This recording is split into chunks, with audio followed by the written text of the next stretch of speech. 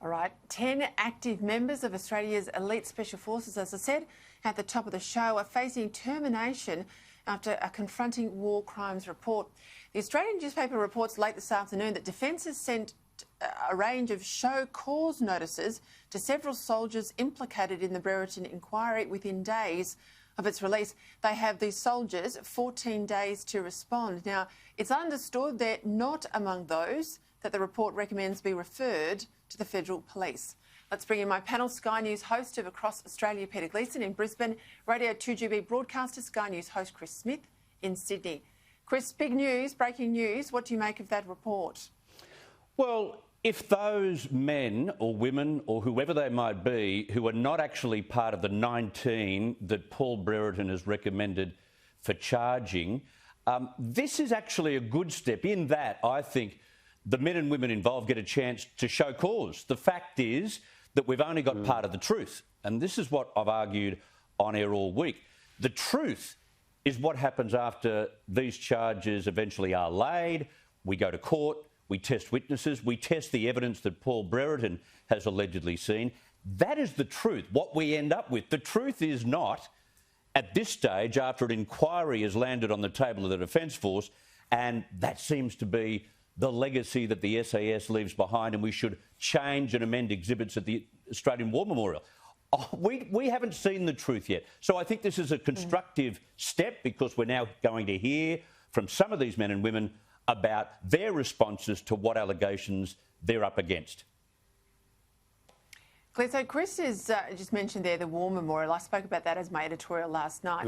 I don't think I could find a supportive comment right now for exhibits for our special forces at the War Memorial to be altered in light of these allegations. Most comments that I saw and heard on radio as well as read online, most people were very much in the camp that these are allegations and that soldiers deserve the presumption of innocence. 100%. And of course, I don't think the War Memorial should even be going down this path, Peter. I mean, at the moment, these are unfounded allegations. They are yet to be properly tested, as Chris just alluded to. It's great that these soldiers have been given the opportunity to show cause, but I do think the War Memorial has actually overstepped the mark a little bit here by suggesting that it will include parts of the Brereton report in its jurisdiction. But I must say I am absolutely torn on what's going on here. I do know one thing, 99% of our soldiers are exemplary in the way they conduct themselves, and I would urge whoever is trying to get to the bottom of what actually went on here to look at the commanding officers and their role, because you cannot for the life of me suggest that we have situations with the seriousness of these allegations where commanding officers and very senior military brass were not aware. They need to be held to account. They are as culpable as those who are allegedly involved in these particular accusations. All right, we'll see what happens from here on in, but we'll stay across it, of course. I want to go to another issue too. 40,000 Australians, we're told, are stranded overseas because of the pandemic and flights home and quarantine capability. The Prime Minister, Scott Morrison, has said the return of Australians during the pandemic is a federal government priority, but the opposition leader, Anthony Albanese, hit back today. This is yet another example of Scott Morrison being all announcement and no delivery. The fact is that they're not meeting the quotas that Scott Morrison said would happen. Chris, he has got to be kidding Albanese here, because the government has, from way back in March, repeatedly pleaded with Australians to get home, to get moving, why there were flights, don't delay, etc., etc. Now, we know there's a backlog, but the backlog is there because the states haven't got sufficient, beyond New South Wales, sufficient capability in their quarantine arrangements. We know Victoria is about to restart them. God help us what they're going to try and fix there when they restart quarantine. But that's the issue. The capacity constraint is with the states, not with the Commonwealth. Once again, we know who runs the country. It's not the Prime Minister, the state premiers and the chief ministers. They're the ones who are saying, oh no, this is our cap for hotel quarantine. Gee, thanks for helping out. New South Wales doing all the heavy lifting. I have a feeling that the Foreign Minister, together with the Prime Minister, needs to make an executive judgment here and maybe call in Christmas Island again, maybe think about some larger regional centres, like, for instance, in New South Wales, Wollongong and Newcastle and other areas around Australia, because those 40 or 42,000 people are not going to get home by Christmas. The recalcitrant attitude of the premiers is what's stopping this, and we've seen this throughout the pandemic. They have more power than I think the public wants them to have, and I think you've got to look probably beyond the square and think about how we did this in the second month of the year and do it again. New South Wales One Nation leader Mark Latham, he's warning of higher prices and blackouts following the passing of the renewable energy bill. When you look into the detail, and I raised this in Parliament, and I was going to move a censure motion, Matt Kean is talking about a scenario 15 years from now, government does nothing, doesn't do anything, not a single thing. So the Federal Energy Minister Angus Taylor was not consulted on the legislation. New South Wales, remind everyone, is a Liberal government, and Angus Taylor is a Liberal, but I don't know why they didn't go and show him the detail. He asked for the modelling. None of that's been done. This is a Matt Kean sort of special. And it was a 30-hour battle in the Parliament. I've never seen rushed legislation turn out to be anything other than trouble. What do you think?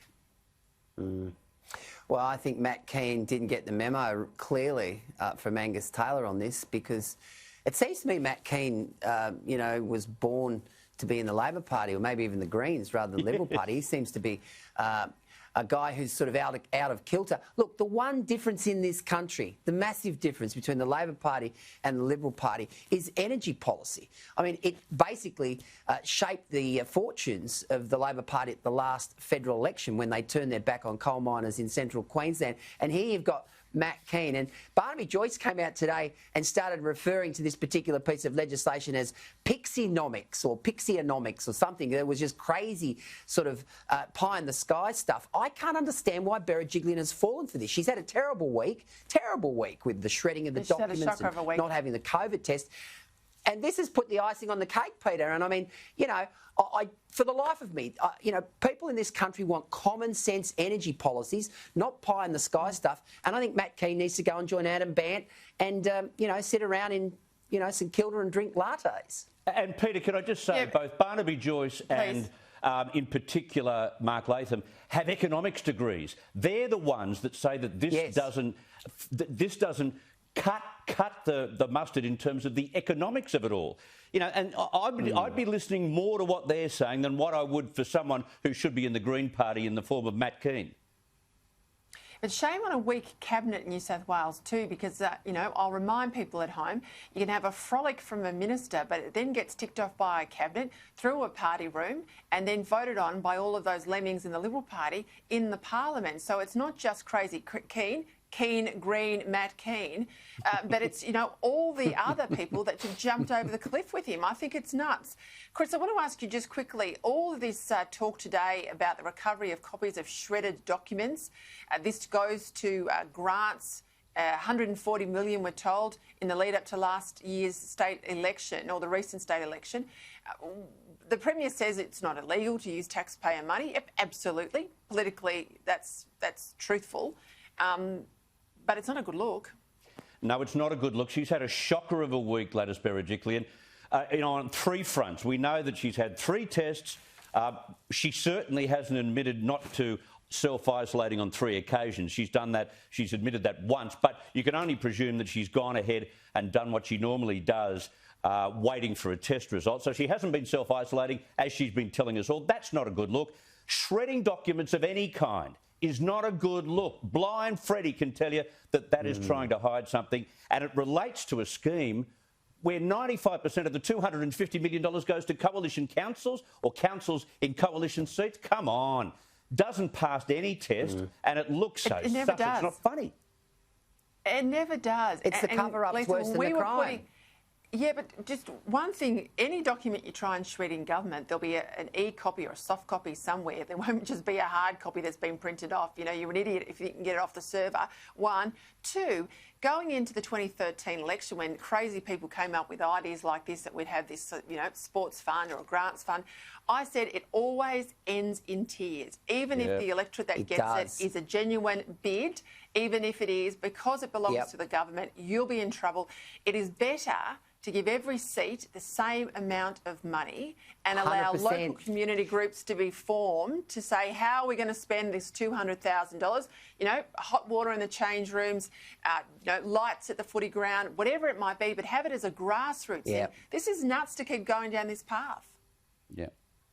Aussie politicians can pork barrel for Australia. We saw it with Bridget McKenzie. She lost her job. In Queensland, Mick de Brenny. I mean, he is a gold medalist at this sort of caper, and now Gladys's office has been caught out doing it. You're right. The real story here is we need some sort of independent tribunal to work out how sports and community grants should be divvied up. Divvy them up 50-50, because right now they are just used for pork barrelling, and it stinks. And Gladys has lost her judgment, Peter.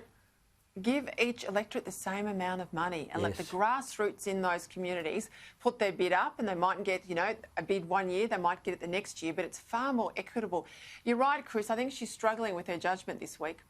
Yeah, but, you know, I don't know whether she had the judgment. She is so popular, and she was even popular after her bout with ICAC as well. But then with these instances of shredding and where the money went, and the admission today that pork barrelling was okay, I don't think I've heard any serving MP say that. And then the lack of self-isolation, she's lost her judgment. Yes, I think she'll be beaten up over the weekend in the papers for all of this, maybe her colleagues too. Chris Smith, Peta Credlin, thank you for your time.